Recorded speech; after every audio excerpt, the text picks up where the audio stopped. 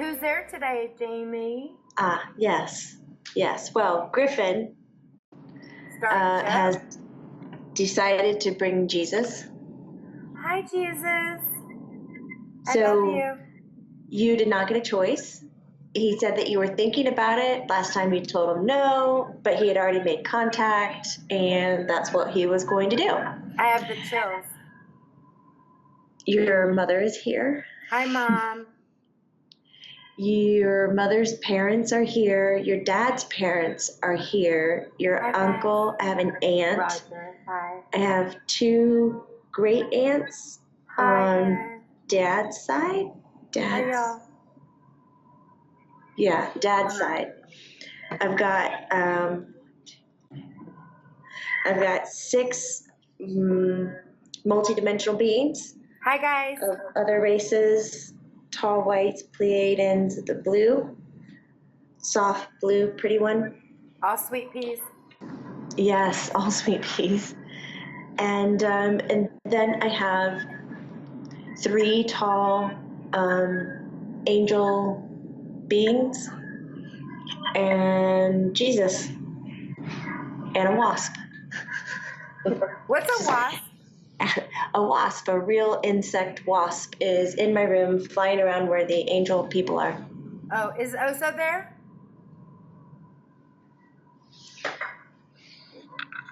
Yes. You gotta love Oso. He comes and he doesn't even demand attention, Jamie. He wouldn't even bother you if you didn't notice he was there. I would never know. So cool. I would just have warm feet, I guess. Sweetest dog ever. Okay, so you lead, Griff. I have questions from people we can ask last or first, and we can talk to Jesus first or whatever, however y'all want to roll. I think we need to talk to Jesus first. That's what I was thinking, but... I don't think it's because of any kind of time frame or like feeling like a respect, but it definitely... the feeling in the room is very packed and very full. The energy? Yeah. Are you going to cry, Jamie? I hope not. I hope I'm going to keep it together. I'm sweating a little bit, but I'm going to keep it together. Jesus, being, I don't know if there's something you want to tell me. I'm sure you could talk to me all day. But you see me in my situation losing my son, and your mother lost her son in her eyes. She lost you. Did she maintain a life after you died? What's the life expectancy of a human parent after a child dies? Well, there's a Google search engine right there. Right.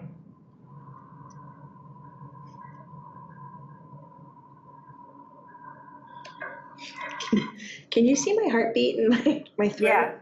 Yeah. I'm going to hide that for a second.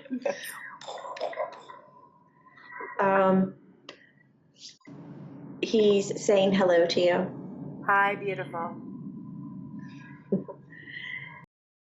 He said, thank you for reaching out. Thank you for building such a beautiful, warm space for people to gather. And he said, I appreciate that you're building a space where people come together, not based on their grief or to feel whole, but into understanding that we do not leave anyone behind. Right. He is saying that you are definitely a product of today's society.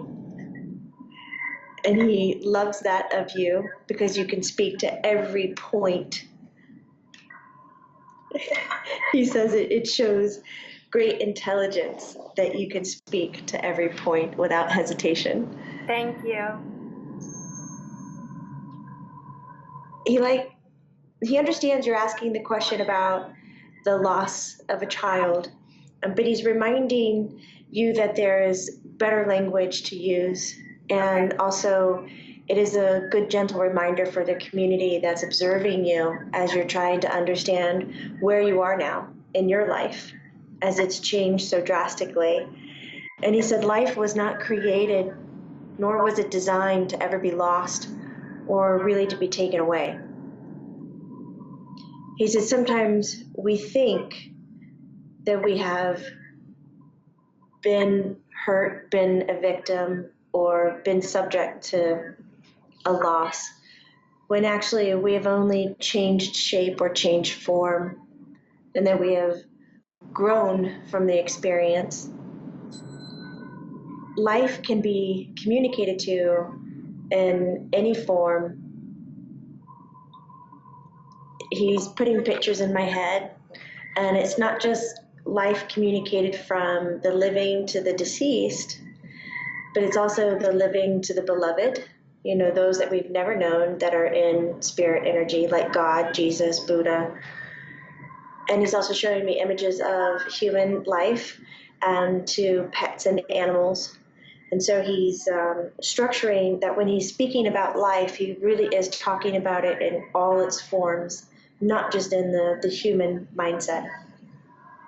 He said thinking, when you think you might have experienced these things, is what puts us into a state of being. And I want to be clear that the power of thinking is not our strongest source of energy. It is our power of feeling that is our strongest source of energy. I love that. It's time for us to address the way that we are feeling. And when you pose the question, how long does a parent survive after the loss of a child? If we want to understand, or if we want to think that it is a loss, their survival, he says, that depends on how you want to think about suffering. If we think of suffering as the loss, as a separation, a distance between, then that is what your reality will become. But if we see the loss as a transition, as a different state of being, we can then begin the journey of understanding how to reach out to embrace the new communication, the new relationship, the new love between you and whomever. And therefore, based on your ability to do that, it will present to you how long one wants to live beyond this kind of loss that you are experiencing.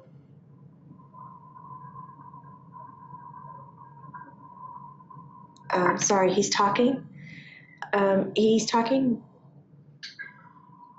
Shit, I got really excited and then I got upset that I wasn't paying attention and then I got all flustered and now here I am with you talking like this. Duh. Yeah. Hold on.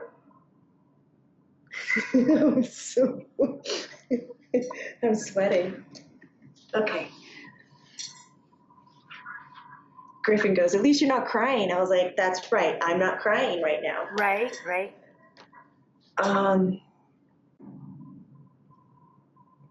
Jesus is having a conversation with like everybody in the room. It's not just directly to me to talk to you. So it's really, it's like a group conversation is how it feels. I love it. And he's talking about... Meeting of the minds. Yes, like that, yes. He was talking about the disappointment and how humans need to take a teaching and make it black and white.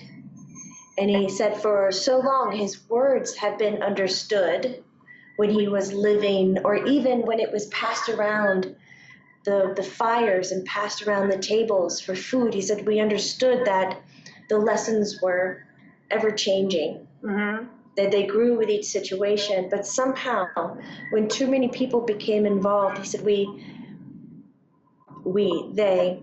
people, had to paint it black and white for it to then be understood by masses. Right. And he said so much was lost in that kind of translation that I have now been seen as some saint outside of someone and someone to be worshipped away from the person and not within. The kind of community that you're building, he says it supports and helps what I believe in so firmly about connecting people together and about bringing their hearts together. Scoot back. And you can scoot back too. Maybe I was hanging or not feeling it because he wasn't getting compassionate or passionate. Oh my God, I'm so flustered. I can't stand it.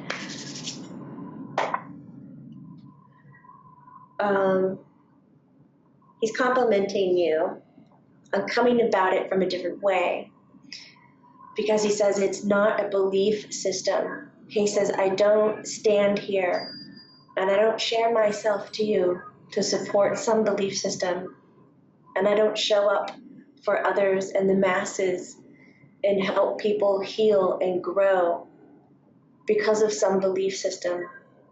He said, I do it because it is a way of living, and it is the example that you are showing people. Okay, now I'm says, going to cry. I give thanks to you. Woo! Thank you. And Jesus, I hear everything you're saying, and thank you so much for your expression. And I'm going to repeat back to you a little bit of what you said to make sure that I'm understanding your message. I've gotten slack, criticism from a couple, just people, they're women, it doesn't matter, sex, but for doing this, talking to my son in the afterlife through a medium. And I got directly asked, do I believe in Jesus? Do I believe in the Bible? Like I'm committing a terrible act by doing this. And I said, as a matter of fact, I love Jesus, and my son loved Jesus. And he's actually given me a message, because when Jamie channeled Eric at an event out here, you came through and gave me a message about regret. And I think that had to do with healing with my family and personal things in my life. And you knew my family was divided, but you were giving me a message of love and of having no regrets in life. And I shared that with the person, but some people take the Bible so literally. Black and white, he says. Yes, that if I don't, that by doing this, talking to the afterlife, that I'm doing something wrong against you. Am I doing something wrong against you? Number one. I think no, but I want to hear you say it. And I've also heard you say that you're not the only way to God, that your ego's not that big. Do you still feel that way? And did I hear you say that correctly? He's taking your first question. Okay. He says, no, you are not doing anything wrong by me. Okay. And he said, it's not of me to judge. Okay. He says, you are your only judgment day. Okay. And he also kind of holds out his hands and he says, is it not I who helped you connect to God, who in spirit? Right. He said, why would God deny any of the beloved life on earth the opportunity to communicate to source, to those who they wish to communicate with? He said, I find it baffling that the humans so often want to make their journey more difficult than it needs to be. Mm-hmm. Amen.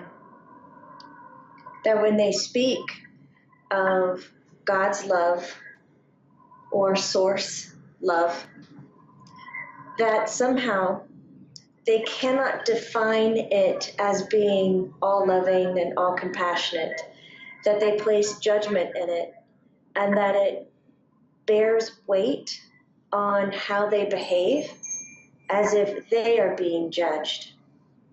Are they worthy of going to heaven? Are they worthy of my presence, of my listening ear, and of my blessing? And he says, I say now to all life on earth is worthy. All life on earth is worthy, says it again. He said, so my first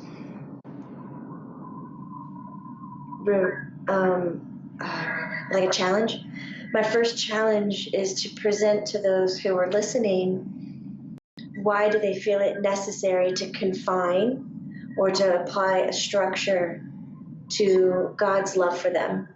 Is it because you do not understand yourself well enough, or that you do not appreciate your indifferences well enough? And he said, this love without boundaries is supplied for you so that you may do the hard work in understanding who you are, because that is not in our hands.